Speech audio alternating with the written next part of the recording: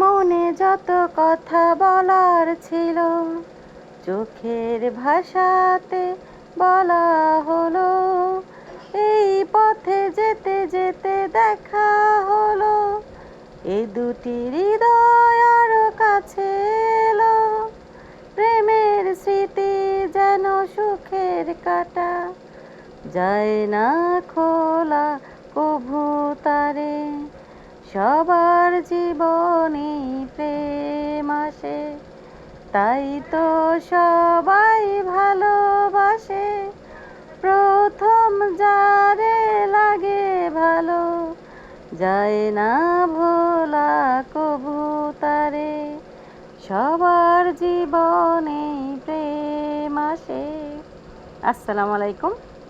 তো আজ রেসিপি একটু ঠান্ডা ঠান্ডা বৃষ্টি হইতেছে বাইরে, তো চিন্তা করলাম যে গরমের মধ্যে মাংসর একটু কমই খাওয়াই পোলাপানরে। তো যার কারণে আজকে ঠান্ডা দিকে একটু মাংস লইছি। আর আজকে আমি সব কিছু বৃষ্টির পানিতে রান্তাছি। তো এই বৃষ্টির পানিতে রান্নাটা এত পরিমাণে টেস্টি হয়, মানে যাই রানবেন ভাতটা এত পরিমাণে স্বাদ হয়, ডাইলটাও প্রচণ্ড পরিমাণে মজা হয়। মানে কি কইতাম, মানে আল্লাহর নিয়ামত যে কত ইয়া। তো এদিক দিয়ে আবার মাংসটা মাইকা ঝুঁকি বয়ে দিব, মাংসের লগে আবার দিয়ে দুই একটা কলিজার টুকরো পাইছি। তো মাংসটা বয়ে দিয়া তারপরে আমি আর বাইরে বৃষ্টি আছে কিন্তু বাতাস নাই, বাতাসটা খুব কম, মানে নিম্নচাপ নাইমা রইছে আর কি। তো এদিকে মাংসটা একবারে ভালো মতন মাইকা মশলা দিয়ে আদা রসুন এলাচ দারচিনি দিয়ে মাইকা মুইকা চুলার মধ্যে বয়ে দিব। আর এদিক দা বাইরে দেখি কি পরিমাণ বৃষ্টি হইতাছে। তো বৃষ্টির দেখি বালা ঝুম বৃষ্টি নামছে। তো এদিকে আমি আবার ডাইলটা বয়ে দিছি। তো ডাইলটা বৃষ্টির পানিতে রান্ধম আর মাংসের মধ্যেও দিয়েছি আন্দা, আর বড় বড় ফাতিল দিয়ে রাখছি। কারণ বৃষ্টি আইলে আমগো কিন্তু পানির অভাব নাই, কিন্তু তারপরে বৃষ্টি আইলে এই বৃষ্টির পানির লোভটা সামলাইতে পারি না। আর এত পরিমাণে ঝুম বৃষ্টি নামছে যে একবারে সব কিছু বাসায় লইতেছে। তা আমি গেটে বই ওই ডাইলটা দোয়াদা লইছি আর ডাইলটা বয়ে দিছি। আর রান্না মাংসটাও কষানো হয়ে গেছে গা। তো মাংসটার মধ্যে একটু আলু দিমু। তা আলু দিয়া শুকনা করে রান্ধুম, যেহেতু ডাইল রান্তাছি।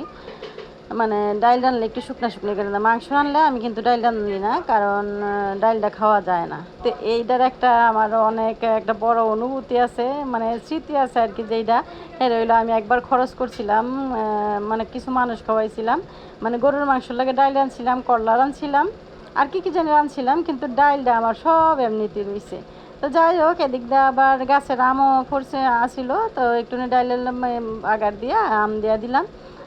তো এই বৃষ্টির পানির ডাইলটা এত পরিমাণে মজা হয়, যারা বৃষ্টির পানি দিয়া ইয়া করেন হ্যাঁ অবশ্যই বুঝবেন যে কি পরিমাণ মজা যে লাগে বৃষ্টির পানি দিয়া। আর আমি কিন্তু প্রায় বোতলও বা কেনে মেনে আমি বৃষ্টির পানি প্রায় ঢুকাই থুই, মানে আমার কাছে খুব ভালো লাগে। আর ভাতটা রানলে তো আমার মনে হয় না 2 দিনে নষ্ট হইব।